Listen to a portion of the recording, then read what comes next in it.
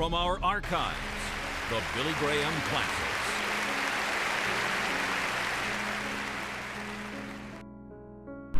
अब मैं चाहता हूं कि आप मेरे साथ खोलिए लूका रचित सुसमाचार अध्याय 14। लूका अध्याय 14 को हम देखेंगे। एक कहानी मैं आपको बताने वाला था, अभी इसे छोड़ देंगे, कल रात मैं आपको वो बताऊंगा। अभी हम सीधा अपने मैसेज में जाएंगे। लूका रचित सुसमाचार अध्याय 14 और वचन देखेंगे 16 से। प्रभु यीशु यहाँ पर दृष्टांत दे रहे हैं एक बड़े भोज का। उसने उससे कहा, किसी मनुष्य ने बड़ा भोज किया और बहुतों को बुलाया। अब प्रभु यीशु यहाँ पर एक दृष्टांत बता रहे हैं। प्रभु यीशु ने ऑलरेडी ऐसी कई बातें करी हैं जिसके कारण उसके बुलाने वालों को सर झुकाना पड़ा है। एक दिन प्रभु एक फरीसी के घर में थे और उसने एक इंसान को चंगा किया और वो सबत का दिन था, और जो कि उनकी नजरों में ये करना गलत था। प्रभु यीशु ने कहा कि अगर तुम्हारा गधा खाई में गिर जाए तो क्या तुम उसे नहीं उठाओगे? और उन्होंने कोई जवाब नहीं दिया, क्योंकि वो समझ गए थे कि प्रभु यीशु ने उन्हें पकड़ लिया है। फिर वो एक और दृष्टांत कहानी बताते हैं शादी के बारे में, और इसके बाद वो ये कहानी बताते हैं। लिखा कि एक मनुष्य ने बहुत बड़ा भोज तैयार किया और बहुतों को बुलाया, और जब भोजन तैयार हो गया तो उसने अपने दास के हाथ आमंत्रित लोगों को कहला भेजा कि आओ, अब भोजन तैयार है। तो एक इनविटेशन पहले भेजा जाता था और दूसरा एक और इनविटेशन भेजा जाता था खाना यानी भोजन तैयार होने के बाद कि अब आ जाओ, और ये थोड़ा पर्सनल इनविटेशन होता था। वो आज हमारी तरह नहीं होता था कि जैसे हम टेबल के ऊपर बैठते हैं खाना सर्व होता है। नहीं, वो लोग भागकर भीड़ में आते थे और देखते थे कि उस जगह पर अपनी सीट लें जहां पर थोड़ा खाना बढ़िया है, या जो बुलाने वाला है उसके पास बैठें जहां बढ़िया वाइन मिले। ये सब कुछ होता था। लेकिन प्रभु यीशु एक भोज के लिए ही आए थे, और यहां पर बैठे हुए वो एक कहानी बता रहे हैं, दृष्टांत बता रहे हैं एक भोज का, एक बड़ी पार्टी का। तो प्रभु यीशु ये दृष्टांत बताते हैं एक आत्मिक सच्चाई को यहाँ पर बताने के लिए कि एक मनुष्य ने खाना तैयार किया और भेजा कि अब आ जाओ, खाना तैयार है। लेकिन वे सब एक एक करके बहाने बनाने लगे। पहले ने उससे कहा कि मैंने खेत मोल लिया है और अवश्य है कि मैं उसे देखूं, मैं तुझसे विनती करता हूं कि मुझे क्षमा कर दे। दूसरे ने कहा, मैंने 5 जोड़े बैल मोल लिए हैं और उन्हें परखने जा रहा हूं, तो तुझसे विनती करता हूं कि मुझे क्षमा कर दे। एक और ने कहा, मैंने विवाह किया है इसलिए मैं नहीं आ सकता। उस दास ने आकर अपने स्वामी को ये बातें कह सुनाई। तब घर के स्वामी ने क्रोध में आकर अपने दास से कहा कि नगर के बाजारों और गलियों में तुरंत जाकर कंगालों, टुंडों, लंगड़ों और अंधों को यहाँ ले आ। दास ने फिर कहा कि हे स्वामी, जैसे तूने कहा था वैसे ही किया है, फिर भी जगह है। स्वामी ने दास से कहा कि सड़कों पर और बाड़ों की ओर जाकर लोगों को बरबस ले आ, ताकि मेरा घर भर जाए, क्योंकि मैं तुमसे कहता हूं कि उन आमंत्रित लोगों में से कोई मेरे भोज को ना चखेगा, नहीं चखेगा। भोज करते वक्त प्रभु यीशु ये 2 दृष्टांत बताते हैं बहुत ही गंभीर सच्चाइयों को जाहिर करने के लिए, क्योंकि इन लोगों की बड़ी खास जरूरत है जिसके बारे में प्रभु यीशु यहां बात कर रहे हैं। मैंने टीवी देखते वक्त एक दिन टीवी के ऊपर देखा एक नया बॉडी स्कैनर, एक नया वाला डिसीज सेल में जो कि वर्चुअल केमिकल चेंजेस होते हैं वो उन्हें देख सकता है और उन्हें मॉनिटर कर सकता है। ये एक ऐसी आंख है जो आपको देख सकती है कि आप कैसे बीमार होते हैं। अब परमेश्वर के पास भी एक स्कैनर है। आज रात वो आपको स्कैन कर रहा है, आपके मन को, आपके दिल को, आपकी आत्मा को, आपकी जान को, और वो देख सकता है आपकी आत्मिक जरूरत को। और प्रभु यीशु आज रात कह रहे हैं कि आपकी एक आत्मिक जरूरत है। पूरी दुनिया अपराधी है, हम सब अपराधी हैं परमेश्वर के नियमों को तोड़ने की। संत पौलुस कहते हैं कि हम जानते हैं कि व्यवस्था जो कुछ कहती है उन्हीं से कहती है जो व्यवस्था के अधीन हैं, इसलिए कि हर एक मुंह बंद किया जाए और सारा संसार परमेश्वर के दंड के योग्य ठहरे। कोई भी अदालत के दिन खड़ा होकर परमेश्वर के सामने नहीं कह पाएगा कि प्रभु मैंने नहीं वो किया, क्योंकि उसका स्कैनर हमें स्कैन कर रहा है उसी वक्त से जब से हम अपनी माँ के गर्भ में पैदा हुए हैं। परमेश्वर के कैमरे लगे हुए हैं, तस्वीरें, फिल्में बन रही हैं, ना सिर्फ हमारे कामों की वरन हमारे ख्यालों की भी। इंसान अपने नियमों कानूनों को बदल सकता है, लेकिन परमेश्वर के नियम कभी नहीं बदलते।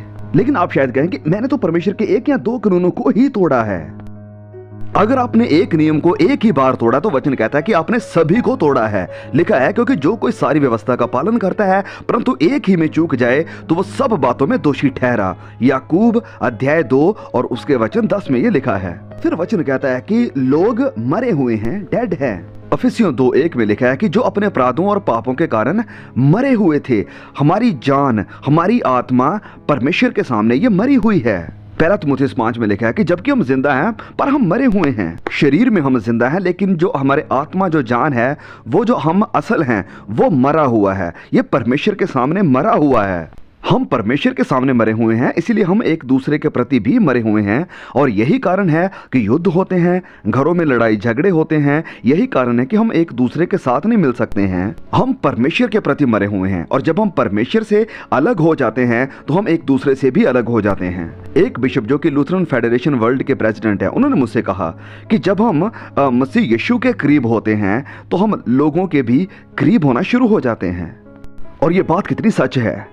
जब हम मसीह यीशु के करीब आ जाते हैं तो हम लोगों के करीब ही आ जाते हैं। देखो यहाँ पर कितने अलग अलग तरह के लोग बैठे हुए हैं, अलग अलग भाषा बोलने वाले, अलग अलग जगहों से, देशों से आए हुए लोग। ताइवानियन, मैंड्रियन, वियतनामीज, जापानीज, कोरियन, फ्रेंच वाले भी, अलग अलग जगहों से, अलग अलग देशों से, अलग अलग भाषा बोलने वाले लोग यहाँ हैं। हाँ, यहाँ पर बहुत से लोग स्पेनिश भी हैं और मैं देख सकता हूं कि स्पेनिश लोग सबसे ज्यादा यहां पर हैं। और आप हमारे देश के लिए एक बहुत बड़ा योगदान दे रहे हैं उन सारी चीजों के साथ जो आप यहां पर लेकर आते हैं। अलग अलग जातियों के जो लोग यहां पर हैं, सफेद, काले, हम सब मिलकर एक हैं। हम सब मिलकर एक बड़ा परिवार बना सकते हैं यहां सदर्न कैलिफोर्निया में, अगर हम मसीह यीशु में हैं तो।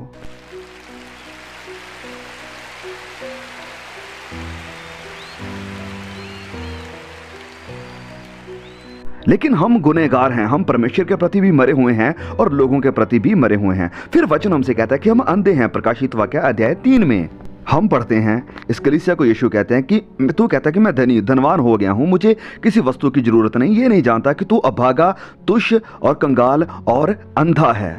ये कलीसिया के लोग जो कि लौदीके की कलीसिया है, प्रभु यीशु इनसे लिख रहे हैं और इनसे बातें कर रहे हैं, लेकिन ये कहते हैं कि हमें किसी चीज की जरूरत नहीं है, हम धनवान हैं। लेकिन प्रभु यीशु उनसे कहते हैं कि तू अभागा है, तू तुच्छ है, तू कंगाल है और अंधा है और नंगा है और तू ये जानता भी नहीं है और तेरे लिए ये बड़ी अभाग्य की, बड़ी दुख की बात है।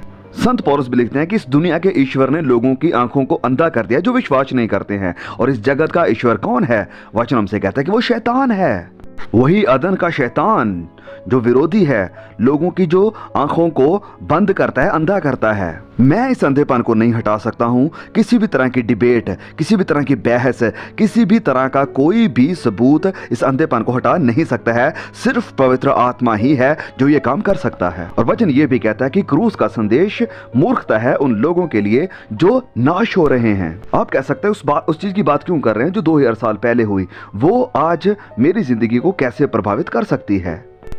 और यही बात शैतान आपसे कहने वाला है और वो चाहता है कि आप इस बात को मान लें। शैतान ने आपके मनों के ऊपर पर्दा डाल दिया है और आपका मन आत्मिक चीजों को ना देख सकता है और ना समझ सकता है। सिर्फ परमेश्वर आत्मा ही आकर आपकी आंखें खोल सकता है। इफिसियों 4:18 में लिखा है, क्योंकि उनकी बुद्धि अंधेरी हो गई है। आपका मन पाप से प्रभावित है। आप अपने मन के ऊपर भरोसा नहीं कर सकते हैं, आप अपने जमीर के ऊपर भरोसा नहीं कर सकते हैं। आपका जमीर एक कंपास की तरह टूट चुका है, या ये खत्म हो चुका है, या ये ठंडा हो चुका है। परमेश्वर के प्रति आप अपने मन के ऊपर भरोसा नहीं कर सकते हैं, तो किस पे भरोसा करें? आप मसीह यीशु के ऊपर भरोसा कर सकते हैं। फिर वो आएगा और आपके मन को पूरी तरह से बदल देगा, तब्दील कर देगा, आपकी बुद्धि को खोल देगा ताकि आप समझ सकें और देख सकें। और फिर वचन कहता है रोमियो 1:20 में कि उनके पास कोई बहाना नहीं है। They are without excuse. अब कौन कौन से वो बहाने हैं जो मैं सुनता हूं लोग बनाते हैं? चलिए मैं सूची बनाता हूं आपके लिए।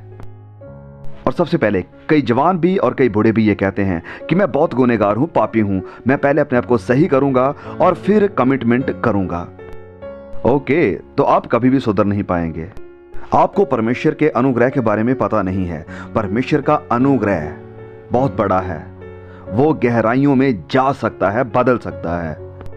एक दिन की बात है कि एक औरत थी, उसे लाया गया जब मीटिंग खत्म हो चुकी थी। वो हमसे मिलने के लिए आई। इंग्लैंड में ये मीटिंग थी 2-3 हफ्ते पहले जब हम वहां पर थे। वो कहने लगी, क्या मैंने देरी कर दी, क्या मैंने देरी कर दी? हमने कहा कोई बात नहीं, हम अभी आपके लिए दुआ कर सकते हैं। उसने कहा नहीं, मैं मीटिंग की बात नहीं कर रही हूं, मैं बात कर रही हूं कि मैं 70-72 साल की हो चुकी हूं, क्या मैंने बहुत देर तो नहीं कर दी है? नहीं, आप परमेश्वर के पास कभी भी आ सकते हैं, लेकिन आप परमेश्वर की परीक्षा ना लें। आज रात परमेश्वर आपके साथ बात कर रहे हैं, तो आइए जब आप आ सकते हैं, क्योंकि हो सकता है दोबारा परमेश्वर बोले और आप शायद उसे सुन ना पाएं। आपको फिर से मौका तो शायद मिले, लेकिन हो सकता है आपका दिल उस तरह से तैयार ना हो जैसे कि आज तैयार है। तो परमेश्वर आपसे कह रहा है कि आज आपके स्वीकार किए जाने का टाइम है, आज आपके उद्धार का दिन है।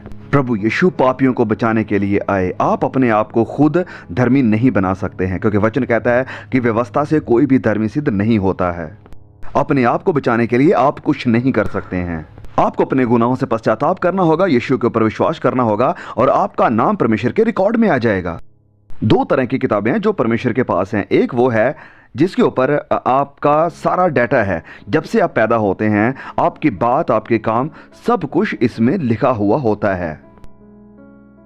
और जिस वक्त आप मसीह यीशु को स्वीकार करते हैं तो आपका नाम इन किताबों से हटाकर मेमने की किताब में लिख दिया जाता है। और जिनका नाम मेमने की इस किताब में है, सिर्फ वही हैं जो कि स्वर्ग में जाएंगे, सिर्फ वही। क्या आपका नाम मेमने की किताब में लिखा है? अगर मुझे यकीन ना होता कि मेरा नाम उस किताब में लिखा हुआ है या नहीं लिखा हुआ है, मैं स्टेडियम को छोड़कर कभी नहीं जाता जब तक कि मुझे यह पक्का ना हो जाता कि मेरा नाम उस किताब में है। आप अपने शहर के बड़े धनी इंसान हो सकते हैं, बड़े अच्छे चर्च मेंबर हो सकते हैं, बड़े अच्छे भले काम कर सकते हैं, चर्च की एक्टिविटीज़ में भी हिस्सा ले सकते हैं, लेकिन हो सकता है आप श्योर ना हो कि आपका नाम मेमने की किताब में है या नहीं, कि आप परमेश्वर से मिलने के लिए तैयार है या नहीं। फिर मैं सुनता हूं लोगों को यह कहते हुए कि तुम इसे बहुत आसान बता रहे हो, यह इतना सिंपल नहीं हो सकता। हाँ, ये आसान इतना हो सकता है क्योंकि प्रभु यीशु ने कहा कि तुम्हें एक बच्चे के समान बनना होगा। आप इसे इतना आसान नहीं बना सकते हैं। मैं एक बार की बात है, 2-3 साल पहले बात कर रहा था कैम्ब्रिज यूनिवर्सिटी में, और बच्चों ने उस चैपल को जो वहाँ पर हुआ करता था उसे पूरी तरह से भर दिया। वो उसे लेक्चर बुलाते थे, और फिर जो बाकी बिल्डिंग्स थी वहाँ पर उन्होंने वायर लगाकर स्पीकर्स लगा दिए थे ताकि जो बाकी स्टूडेंट्स हैं वो भी वहाँ पर आकर उन्हें सुन सकें। और मैं बोल रहा था, और मैंने हमेशा यही सोच रखा है कि मैं बहुत ही बात को सिंपल रखूं। और फिर अगले दिन जब मीटिंग ख़त्म हुई तो वहाँ के जो लीडर्स थे, जो कि धार्मिक लीडर थे, ख़त्म होने के बाद वो मेरे पास आए और वह सब आकर मुझे कहने लगे कि आपकी बातें जो बच्चे हैं, विद्यार्थी हैं, उनके सर के ऊपर से होकर चली गई हैं। आपको अपने मैसेज को थोड़ा और आसान बनाना होगा। और मैंने अपने आप से कहा कि इससे ज़्यादा सिंपल मैं क्या बनाऊं, क्योंकि मैं एक सिंपल इंसान हूं। मैं कोई बड़ा डॉन, बड़ा थियोलॉजियन, बड़ा बुद्धिमान नहीं हूं जैसे कि यहां पर बहुत से लोग हो सकते हैं।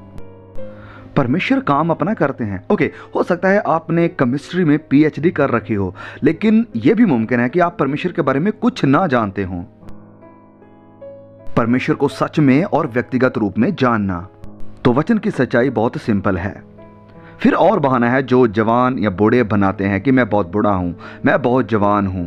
शैतान आपको दोनों में फंसाता है कि आप बहुत अभी यंग हैं, या वो कहता है कि अभी तो आप बहुत बूढ़े हो चुके हैं। फिर कुछ लोग ये कहते हैं कि चर्च में, कलीसिया में तो बहुत सारे पखंडी लोग हैं। हाँ, मैं आपके साथ सहमत हूं। एकदम सही लोग आपको किसी भी प्रोफेशन में नहीं मिलेंगे। डॉक्टर्स, आप नहीं कह सकते हैं कि वेल वो डॉक्टर में बहुत कमियां हैं, मैं अब डॉक्टर के पास नहीं जाऊंगा। दुकानदार कई बार उस स्केल के ऊपर अपनी उंगली रख के जिससे वो वेट करते हैं सामान को बढ़ा या घटा सकता है, और बहुत रूरल एरिया में ऐसा होता है। और ये सब को देखकर आप नहीं कह सकते हैं कि वो दुकानदार, ग्रोसरी वाला चीटिंग कर रहा है, इसलिए अब से मैं कोई सामान नहीं खरीदूंगा। मेरी वाइफ एक बार किसी रेस्टोरेंट में गई और जब उसने बिल को देखा तो बिल में कुछ ऐसी चीज़ें ऐड कर दी गई थी जो उसने ऑर्डर नहीं की थी। उसने वेटर को बुलाया और बोला कि ये चीज़ें तो मैंने ऑर्डर ही नहीं करी हैं। तो वो कहने लगा कि हाँ, आपने नहीं करी थी, लेकिन जो आपको पहले लोग आए थे उन्होंने करी थी, हम भूल गए उसमें ऐड करना, इसलिए हमने आपके बिल में ऐड कर दी। अब मेरे पिता का एक अपना डेयरी फार्म था और हमारे एरिया में कुछ दूध बेचने वाले होते थे जिनके ऊपर यह दोष था कि वो दूध में पानी मिलाते हैं। तो क्या इसका मतलब है कि अब हम दूध खरीदना बंद कर देंगे क्योंकि लोग इसमें पानी मिला रहे हैं? परमेश्वर खुद पाखंडियों का सामना करेगा, लेकिन ये आपके लिए कोई बहाना नहीं होना चाहिए।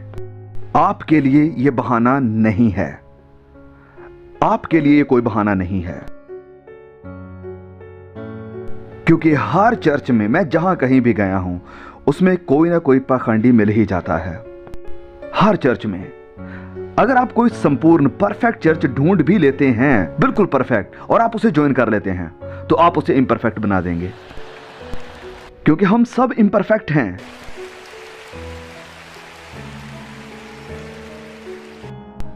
और फिर कुछ लोग वो हैं जो कहते हैं कि ओह वेल, मुझे बहुत कुछ छोड़ना होगा अगर मैं मसीह के पास आता हूं तो। वेल, बहुत सी चीजों के लिए आपको बहुत कुछ छोड़ना होता है, जैसे पढ़ाई के लिए, ताकत के लिए, पैसे के लिए। परमेश्वर ने अपना सब कुछ दे दिया जो उसके पास था। परमेश्वर ने अपना बेटा आपके लिए दे दिया। आज रात क्या आप यीशु के पास आएंगे और अपनी जिंदगी उसे देंगे? आपका क्या बहाना है? बेवशे को एक बार पूछा गया कि तुम परमेश्वर के बारे में क्या जानते हो? उसने कहा कि मैं परमेश्वर के बारे में कुछ ज्यादा नहीं जानता, लेकिन मैं ये जानता हूं कि उन्होंने मेरी जिंदगी को बदल दिया है। देखिए, आपको परमेश्वर के बारे में सब कुछ जानने की जरूरत नहीं है, बाइबल को सारा जानने की जरूरत नहीं है मसीह यीशु के पास आने के लिए। उसके ऊपर बस विश्वास करें।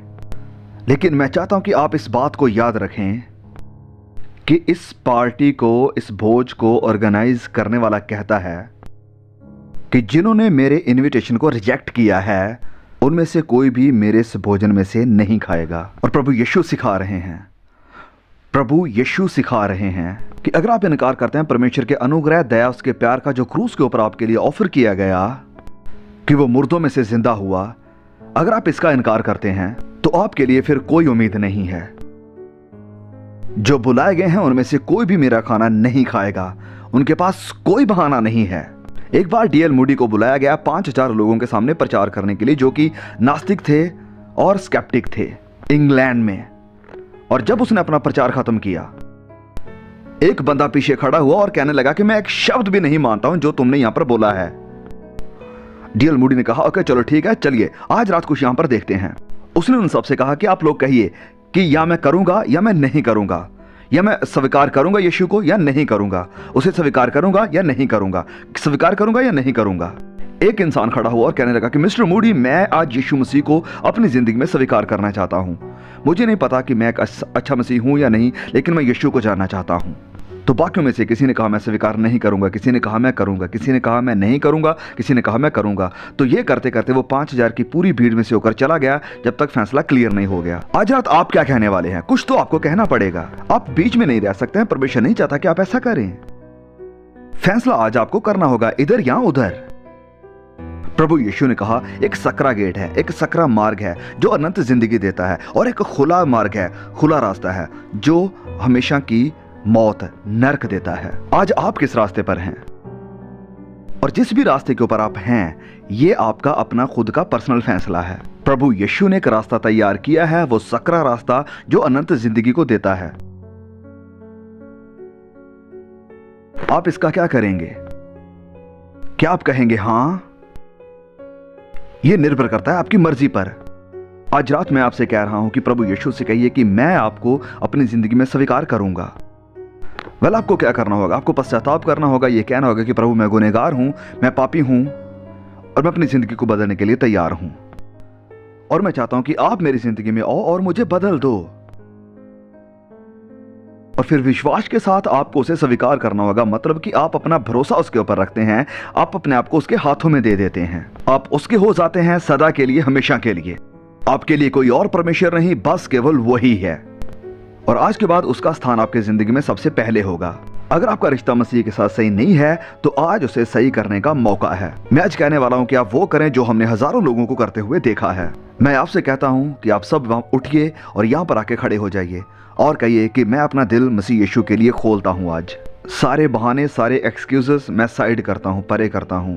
और आप जो वहां दूर बैठे हुए हैं, आपके भी पास ये बहाना होगा कि मैं बहुत दूर हूं, नीचे नहीं आ सकता हूं, लेकिन इस बहाने को भी आप छोड़िए और नीचे आ जाइए। मैं चाहता हूं कि आप सबके सामने आ जाएं, क्योंकि जिस किसी को भी प्रभु यीशु ने वचन में हम देखते हैं कि बुलाया, उन सभी को सामने बुलाया। प्रभु यीशु ने कहा कि यदि तुम मनुष्यों के सामने मेरा अंगीकार करते हो तो मैं भी पिता के सामने अंगीकार करूंगा तुम्हारा।